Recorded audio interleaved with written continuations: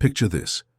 It's the evening of May 24th, 2025, and you're stepping out onto your porch, maybe with a cup of coffee or a cold beer in hand, the kind of night where the air feels just right, crisp, clear, and full of possibility. The sun's just gone down, leaving behind a glow on the horizon that reminds you of those summer evenings back in the 60s, when you'd sit out with your buddies after a long day, talking about everything and nothing. You look up and there it is, a sight that's been stopping folks in their tracks for centuries. The moon and Venus, hanging together in the sky like old friends catching up after years apart. This isn't just any night sky, fellas. This is a celestial show. A moment where the universe puts on a display that's as beautiful as it is humbling. Let me take you through what's happening up there, why it matters, and how you can make the most of this cosmic rendezvous. A moment that'll make you feel like you're part of something timeless. Now, imagine you're facing west, just as the sun's dipped below the horizon, painting the sky with those deep oranges and purples we all love, the kind of colors that make you stop and stare, even if you've seen 1,000 sunsets before. It's about 8:30 p.m., give or take, depending on where you're standing. Maybe a small town in Ohio, a suburb outside Dallas, or a quiet spot in the California hills. The stars are just starting to peek out, little pinpricks of light against the darkening canvas. But two objects grab your attention right away. There's the moon, a delicate crescent, only about 16% lit, like a silver sliver smiling down at you, the kind of shape that always makes you think of a storybook illustration. And right nearby, blazing like a diamond against velvet, is Venus, the brightest planet in our sky, shining at a magnitude of 4.1. That's so bright you could spot it even if you forgot your glasses on the kitchen counter, or if the grandkids are running around making a racket.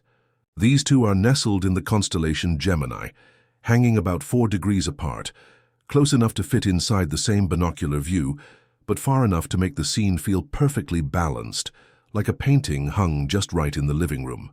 You've been fixing up for years. Let's dive a bit deeper into what's going on here, because there's more to this than just a pretty picture. This event, what astronomers call a conjunction, is when the moon and Venus cozy up in the sky from our perspective here on Earth. It's not like they're actually close. Venus is about 125 million miles away, doing its slow dance around the sun, while the moon's just a hop and a skip at 240,000 miles from us, a distance we've crossed with rockets and dreams back in your lifetime.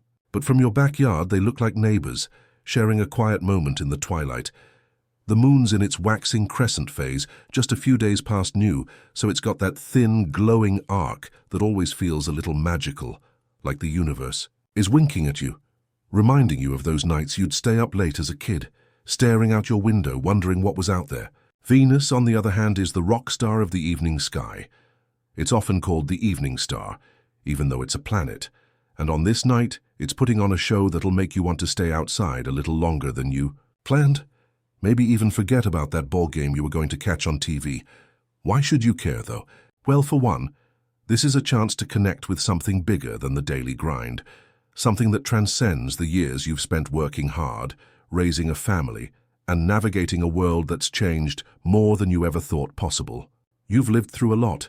Vietnam, the moon landings, Woodstock, the rise of the internet, cell phones that fit in your pocket. And here's a moment that ties you back to the same sky our ancestors gazed at, from the ancient Greeks to the pioneers crossing the plains in covered wagons, dreaming of a new life. Venus has been a beacon for poets, lovers, and dreamers forever, a symbol of beauty and mystery that's inspired songs and stories you might have hummed along to in your younger days. And the moon, it's humanity's oldest friend, guiding sailors and farmers long before GPS or weather apps, a steady presence through every chapter of your life. On May 24th, these two are putting on a display that's free, no ticket required, and it's happening right above your head, a private show for anyone willing to look up and take it in. It's a reminder that the universe is still out there, doing its thing, no matter what's on the news, what's in your email, or what's aching in your knees after a long day. Here's how to make the most of it, because I know you're a guy who likes to get out there and do things right. Grab a lawn chair, maybe one of those old folding ones you've had since the kids were young, the kind with a few rust spots but still sturdy as ever, and set it up where you've got a clear view west. If you're in a city, try to find a spot, away from streetlights, maybe a park, the edge of your property, or even your driveway if you've got a good angle. The best time to look is about 30 to 60 minutes after sunset, when the sky's dark enough for the stars to shine, but the horizon still has a bit of glow to help you orient yourself. In New York, that's around 8:45 p.m. In Chicago, closer to 8:30. Out in Denver, maybe 9 since the mountains push the sunset a bit later. Venus will be about 10 degrees above the horizon. Hold your fist out at arm's length, and that's roughly the height you're looking for. The moon will be just south of it, a little to the left if you're facing west, its crescent shape glowing softly against the twilight. You don't need fancy gear, but if you've got binoculars or that old telescope you bought for the grandkids, back when they were into science projects, dust it off and bring it out. Venus will look like a tiny, dazzling crescent itself through a scope, almost like a mini moon, a sight that'll make you whistle under your breath. And if you've got a camera, even just your smartphone, you can snap a shot to share with the family, or just to keep for yourself. A little memento of the night you looked up and saw something extraordinary. Let's get a little practical, because I know you like to plan ahead. The weather's got to cooperate, so check the forecast a day or two before. A clear sky is key, because clouds can hide this show faster than a squirrel stealing your birdseed, and you don't want to miss out after getting all set up. If you're in a place with light pollution, like near a big city, Venus will still cut through. She's that bright.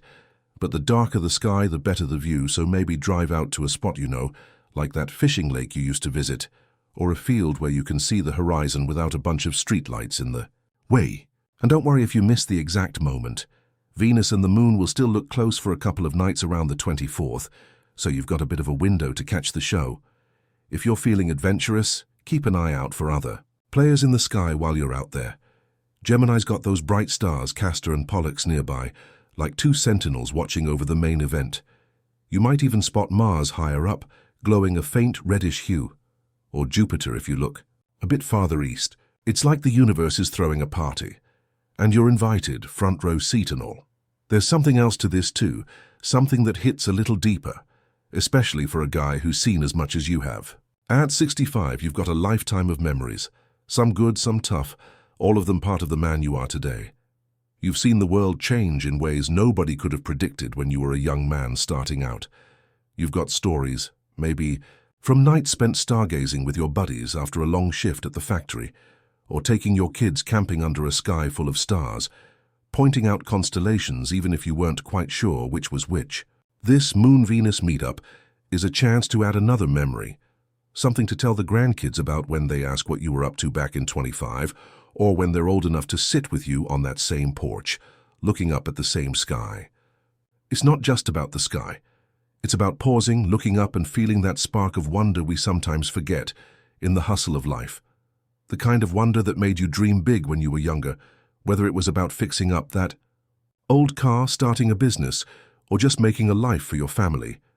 Maybe you'll call up an old friend, someone you haven't talked to in a while, and tell him to step outside and look up, share a laugh about the old days over the phone. Or maybe you'll get the missus to join you, wrap a blanket around her shoulders and just sit there together, watching the sky in a quiet moment that feels like it's just for the two of you. Let's take a step back and think about what this event means in the grand scheme of things, because I know you're a man who likes to ponder the big picture. The Moon and Venus coming together like this isn't just a random occurrence. It's part of the cosmic clockwork that's been ticking since long before we were here, and will keep ticking long after we're gone. The Moon's been orbiting Earth for billions of years. Its craters and scars are testament to the eons it's witnessed. Venus, with its thick clouds and scorching surface, has been a mystery to scientists for decades, a planet we've sent probes to, dreamed about, but still don't fully understand. On this night, they're aligning in a way that feels almost personal, like the universe is putting on a show just for us, a reminder of how small we are, but also how connected we are to everything out there. You might remember the Apollo missions, watching grainy footage of men walking on the moon, a moment that made the impossible feel real. This conjunction is a little piece of that same magic, a chance to feel that awe again, to remember what it was like to look up and believe anything was possible. If you're the kind of guy who likes a bit of history with your stargazing, here's something to chew on. Conjunctions like this have been recorded for centuries, often seen as omens or signs by ancient cultures. The Babylonians tracked Venus's movements to predict the future, while the Romans named it after their goddess of love, seeing it as a symbol of beauty and passion. Farmers used the moon's phases to plant their crops, and sailors used it to navigate the seas long before you could just punch an address into a GPS. In your lifetime, you've seen science peel back some of the mystery: space missions, telescopes, photos from the surface of Venus. But the wonder hasn't faded. If anything, knowing more just makes it more incredible, because you can appreciate the sheer scale of what you're looking at, the forces that keep these celestial bodies dancing in perfect rhythm. Now let's talk about making this night special, because I know you're not one to let a moment like this slip by without making it your own. Maybe you've got a ritual for nights like this, pouring a glass of that whiskey you've been saving, or firing up the grill for a late-night burger, while the sky does its thing. If you've got grandkids around, bring them out with you, tell them a story about the stars, even if it's just something you make up on the spot. They'll remember it forever, the way you remember the stories your dad told you. If you're on your own, that's okay too. Sometimes the best moments are the quiet ones, just you and the sky, no distractions, no rush. You might even dig out an old radio, tune it to a station playing some of those classic tunes you love, maybe a little Sinatra or Johnny Cash, and let the music drift into the night while you watch Venus and the moon steal the show. So, on May 24, when the day winds down and the world gets quiet, step outside, look west. Find that crescent moon and that blazing Venus, shining like they're putting on a show just for you, a private performance in the vast theater of the cosmos. Take a deep breath. Maybe raise that coffee mug or beer can to the sky and soak it in letting the moment wash over you like a cool breeze on a warm night. The universe is vast, but for one night it's right there in your backyard, telling a story as old as time, a story you're a part of, whether you're in Ohio, Texas, or California. And who knows, maybe you'll feel like a kid again, just for a moment, wondering what else is out there in the great big cosmos, dreaming of the stars like you did all those years ago.